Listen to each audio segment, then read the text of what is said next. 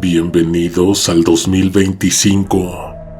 Ya estábamos desesperados por compartirles todos estos nuevos relatos. Esta noche tendremos 3 historias de guardias de seguridad. Si tienes algún comentario, una experiencia que compartir, no dudes en utilizar la caja de comentarios para que todos seamos parte de la conversación. Es hora, apaga las luces o cierra los ojos, ponte tus audífonos y que venga la oscuridad.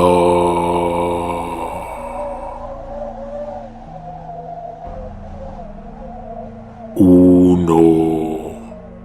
Hace como 12 años apliqué a una empresa de seguridad. Encontré la vacante en un periódico. Únicamente pedían la secundaria.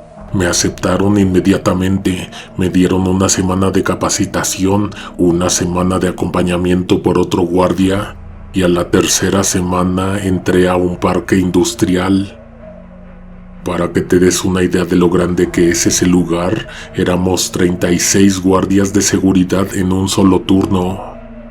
Yo estaba en entrada secundaria de un edificio de producción. Para mí, ese parque industrial siempre ha sido un lugar extraño, más de noche, sobre todo porque está alejado de lo demás. Es a las afueras de la Ciudad de México, cerca del nuevo aeropuerto. Durante el día esto parece un hormiguero en el desierto, todo el mundo va y viene, las máquinas están prendidas, los camiones entran y salen. En la noche todavía labora mucha gente y hay producción, pero por alguna razón pareciera que no hay nadie. En ese lugar espantan. Alguien cambia las cosas del lugar. Ha provocado accidentes.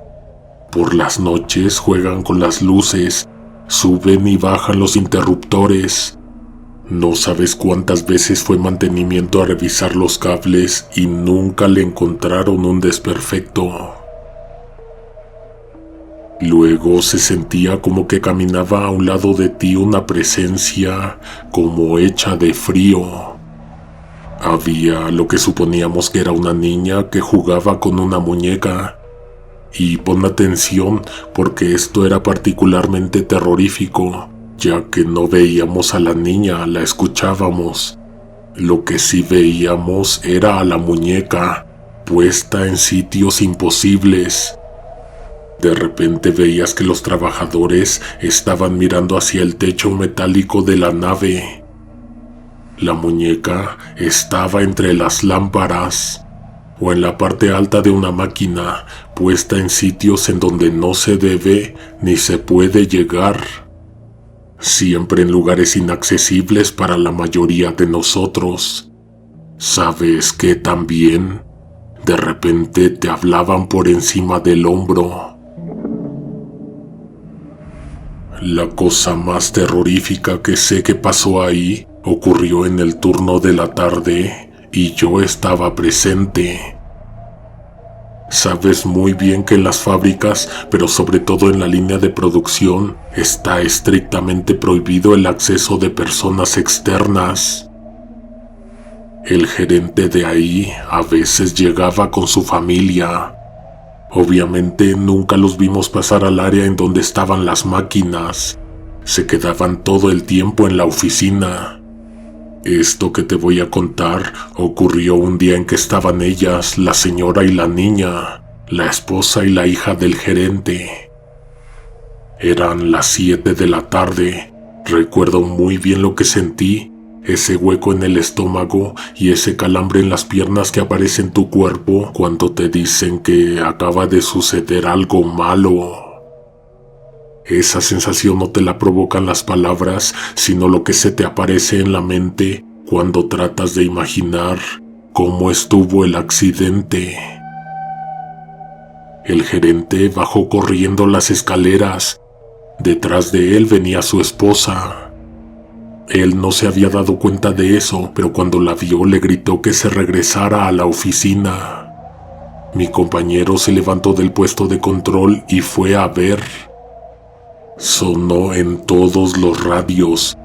El gerente tenía rato que había perdido de vista a su hija. Eso era lo que estaban buscando en línea de producción, a la niña. ¿Sabes qué fue lo siguiente que se escuchó en los radios? Que había una falla en una de las máquinas. Era una especie de caldera. Ahí está, lo estoy sintiendo de nuevo al recordarlo. La mamá escuchó el mensaje vía radio allá en las oficinas y desde ahí se escuchó un grito horrible. Bajó de nuevo y esta vez nadie la detuvo. Se hizo un paro de emergencia de toda la producción. Por los radios se dio la orden de que no nos comunicáramos con el exterior. Se cerraron las puertas y se prohibió ingreso o salida de personal. Esta clase de protocolos ocurren varias veces al año, aunque de ello no se hable lo suficiente. A un lado de la caldera había un zapatito, la hija del gerente. Recordar el momento en que todos se persignaron me provocó escalofríos. Obviamente en tiempo récord empezaron a desarmar y a vaciar la caldera. Los que vieron dijeron que lo primero que apareció fue el piecito, la pierna, luego un torso grisáceo, los hombros descubiertos, el cuello torcido y una sonrisa. Una sonrisa, unas mejillas sonrojadas y unos terroríficos ojos de vidrio. No era la niña, era la muñeca. ¿Te acuerdas que al inicio te dije que alguien jugaba con una muñeca en la fábrica? Era esa muñeca la que colgaban de sitios imposibles. La niña verdadera, la hija del gerente, apareció en menos de 2 minutos. No estaba y nunca estuvo en piso de producción. A la muñeca la echaron a una bolsa negra y no sé cómo, pero terminó a un lado de nosotros. Toda la noche estuvimos platicando de eso, sacando teorías, imaginando cómo había llegado esa cosa al interior de la máquina. La producción estuvo parada bastantes horas porque tuvieron que descontaminar. Por protocolo, revisar otras máquinas, hacer pruebas. No sé si se retiró la gente, creo que los tuvieron en el comedor esperando. La estructura estaba silenciosa. De repente se escuchaban las comunicaciones en los radios, de vez en cuando los técnicos haciendo ruido con la herramienta. Me quedé solo cuando mi compañero acudió a un llamado de parte de supervisión. Entonces escuché que algo se movió a mi izquierda. Una bolsa crujió, una bolsa negra. La muñeca. Alguien la levantó del suelo. Yo vi a la persona. Era una mujer, tenía la piel de color gris. Caminó hacia mí. Me veía, pero sus ojos eran como de cristal. No como los de la muñeca, brillosos pero vacíos. Sentí parálisis en las piernas, se me secó la boca. Me costó un poco levantar la mano para llevarla al hombro en donde tenía la radio.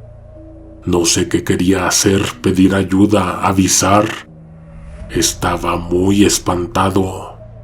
Cerré los ojos cuando la vi que se acercó más.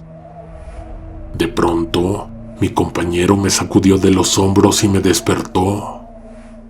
«Te quedaste dormido», me dijo. Respiré profundo. Lo que vi en ese supuesto sueño fue tan impresionante que si cerraba los ojos todavía podía ver el rostro gris y descompuesto de esa persona. Mi compañero no lo notó, pero yo sí. La bolsa con la muñeca ya no estaba. A los pocos días, alguien se enteró bien de lo que había pasado con la niña. La hija del gerente, ¿por qué pensaron que se había perdido? Resulta que alguien le dijo a la niña que la iba a aventar a la caldera. Fue una mujer gris que portaba una muñeca y que por eso mismo la niña se había ido a esconder y a encerrar en el baño.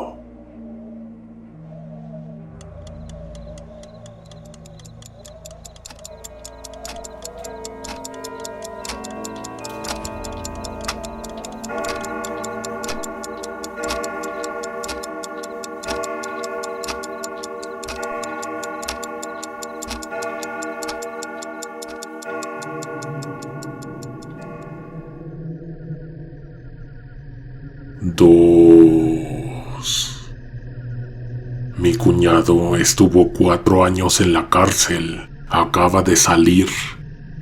En 2020 se metió a trabajar como repartidor en las aplicaciones de comida y de entrega de paquetes. Un día le cayó una solicitud de envío. Una muchacha le entregó una caja de cartón envuelta en cinta canela.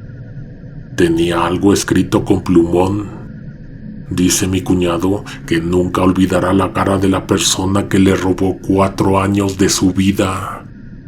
Más adelante, la policía lo detuvo, inspeccionaron su maleta, encontraron el paquete. Adentro había 2 tabiques de polvo blanco. Mi cuñado quiso mostrarles que se encontraba cubriendo una solicitud que le asignó la plataforma. Abrió la aplicación, pero el envío había sido cancelado. No quedaba rastro. Intentó hablar con soporte de la aplicación, nadie lo pudo auxiliar. Antes de que se lo llevaran, se aseguró de no olvidar la cara de la muchacha, el nombre de la persona que iba a recoger y la dirección. 4 años estuvo en la cárcel. Mi hermana dice que salió de milagro. Mi cuñado nos cuenta que lo que hay ahí dentro no se parece en nada a lo que se ve en la televisión. Mucho tiempo se estuvo preguntando por qué afuera no se ve nada de lo que pasa adentro. Esa podría ser una buena campaña para evitar que la gente cometa delitos. Allá adentro es el infierno. La última vez que nos vimos, mi cuñado se puso a contarnos de todas las cosas que vivió ahí. Le pedí permiso para que me dejara compartir contigo una de sus experiencias. No le pasó a él, pasó muy cerca de él. Rafa estaba en la misma celda con otros 6 hombres. Uno de ellos, con los que compartió la cama de piedra, tenía muchos problemas con los guardias. Era un sujeto extraño. Dice mi cuñado que tenía como unos 30 años. Siempre se veía pálido, además de que era muy delgado. Le decían el flaco. Esa persona no hablaba casi con los demás, pero a los guardias los confrontaba, los insultaba. Una sola vez les dijo a sus compañeros de celda que su papá había sido custodio, vigilante penitenciario, y que a él, a su mamá y a sus hermanos les había hecho la vida un infierno. De hecho, él lo mató y por eso estaba ahí. Seguido se lo llevaban los guardias y regresaba con costillas o dedos rotos. Los celadores lo torturaban, le sumergían la cabeza en una tina con agua salada y luego introducían un par de cables conectados a la corriente. Lo electrocutaban y lo golpeaban durante horas. Un día se lo llevaron. Mi cuñado dice que todos los presos sabían bien que cuando subía y bajaba la luz era porque estaban castigando a alguien. La tina con agua salada y los cables. Esa vez, como por 2 horas consecutivas, estuvo variando la electricidad. Dio la medianoche y el flaco no regresaba. Cuando pasaron lista, ellos ya sabían que él no estaba en la celda. Como a las 3 de la mañana, aparecieron los guardias afuera. Llegaron sigilosamente. Venían cargando el cuerpo de aquel hombre. Entraron y lo pusieron a un lado de mi cuñado. Cuando lo bajaron, su cabeza golpeó fuerte la cama de piedra. Rafa ya se lo imaginaba. Se iba a levantar, pero uno de los celadores lo volteó a ver y lo amenazó con la mirada. Salieron, cerraron y todo volvió a ser silencio. Mi cuñado tenía los ojos bien abiertos. El muerto también. Su cara quedó mirándolo de frente, con la barbilla recargada sobre su hombro. Rafa antes ya había visto muertos, pero ninguno tan de cerca y ninguno con una expresión como esa, tan dura, tan desafiante, como si se hubiera muerto el cuerpo, mas no el odio ni la ira. Mi cuñado no podía volver a dormir. Si volteaba hacia arriba, de reojo veía el rostro y su mente lo deformaba. Era peor darle la espalda. La mirada se sentía en la nuca. A mi cuñado le latía bien fuerte el corazón. Durante casi 1 hora los demás tal vez estaban despiertos, tal vez no.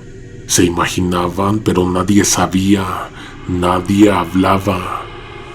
De pronto, alguien rompió el silencio. ¿Qué le hicieron al flaco?, preguntó. Mi cuñado iba a responder, pero una mano fría le tapó la boca. No dijo nada, no pudo decir nada. Esa mano se quitó como después de 2 minutos. Dice Rafa que solo sintió que 2 lágrimas le escurrieron de los ojos. Cuando despertó, su compañero ya no estaba presente. Lo más lógico sería pensar que se lo llevaron. Sin embargo, otro de los reos con los que compartía celda dijo que vio al flaco levantarse de la cama, abrir la reja y salir. Al revisar, resulta que la reja estaba bien cerrada. Eso se lo tuvo que haber imaginado, pensó mi cuñado. Ah, y el cuello lo traía roto, la cabeza le colgaba sobre uno de sus hombros. Mi cuñado también tuvo ese sueño, entonces. Oh, sí pasó el muerto la noche ahí con ellos. Los guardias lo hicieron. Ese día no dieron de desayunar ni de comer. Tú sabes que lo hicieron para encender los ánimos de los reos. A las 5 de la tarde se armó una riña. El resultado fue un deceso, una muerte, la del compañero de celda de Rafa, el flaco. Me temo decirte que eso no salió en las noticias. Nada de eso sale en las noticias, ni siquiera lo que pasó 2 semanas después. 2 semanas sin que la luz variara en las noches. Entonces ocurrió, la intensidad empezó a subir y bajar, como cuando todavía estaba aquel hombre que confrontaba a los celadores. En un momento, los guardias empezaron a ir de un lado a otro. Pasaban caminando y corriendo frente a las celdas, mirando hacia adentro con odio y con asco.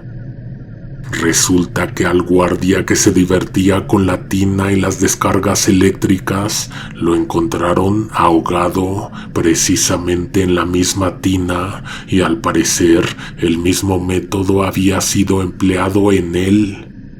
Toda la cárcel olía a quemado y los cables aún estaban en el agua. No había responsable. ¿Quién podía haber sido? No podía haber sido. Mi cuñado vivió muchas cosas ahí, pero esta fue la que más se le quedó marcada. Había noches en que se volvía a ver que la luz bajaba y subía. El eco de aquel violento ajuste de cuentas.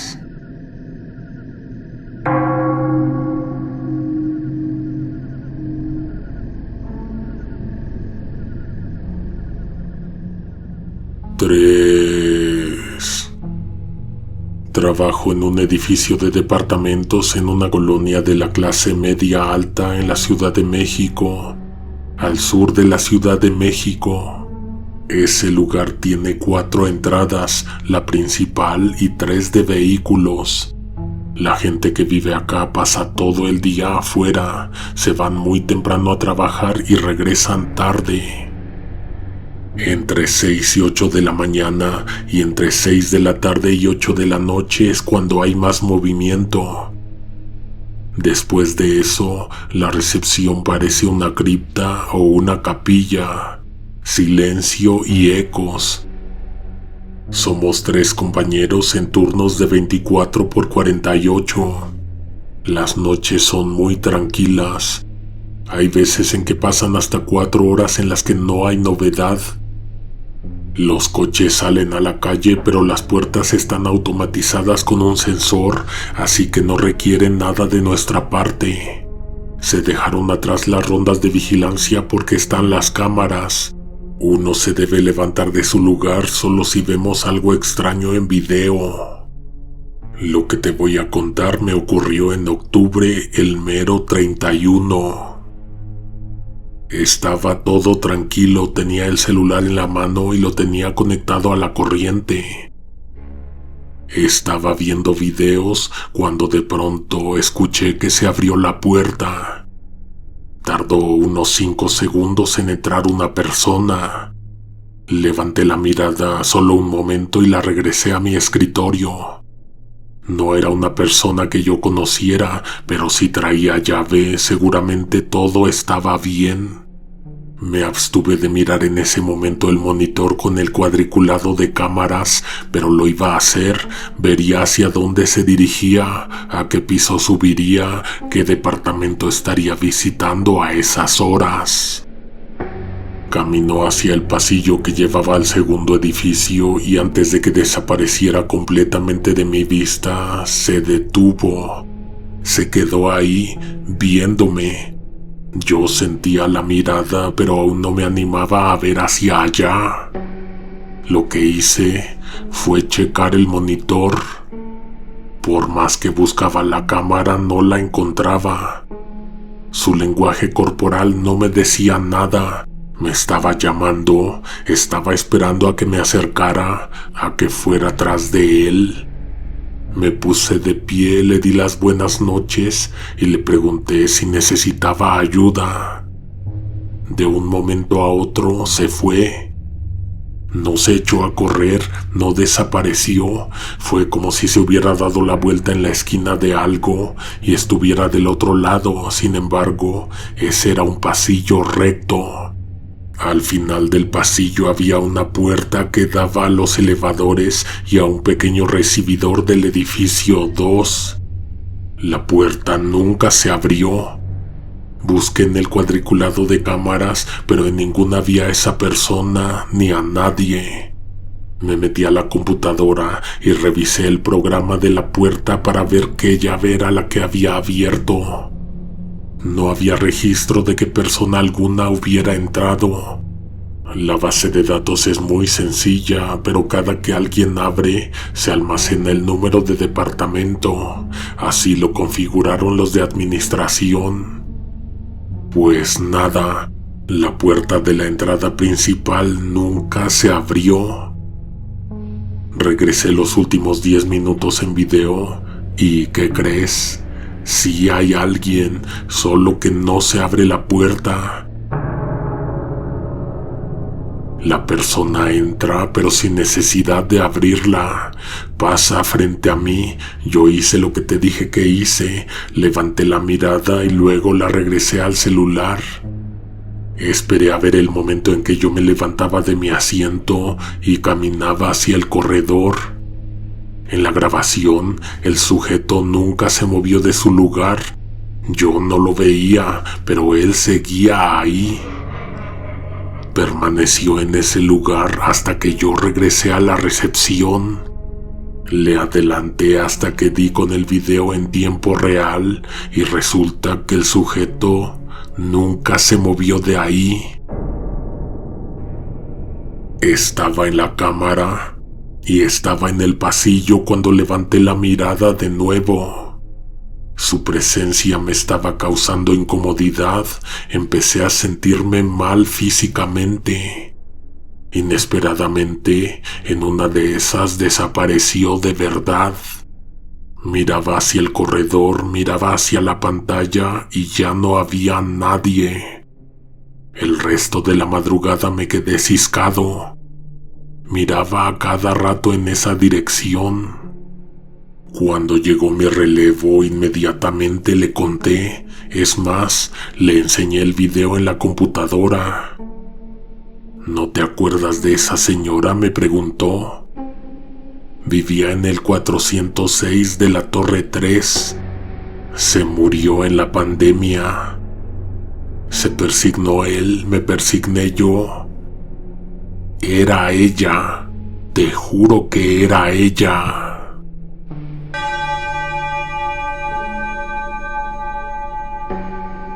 ¿Qué nos puedes decir del lugar donde trabajas?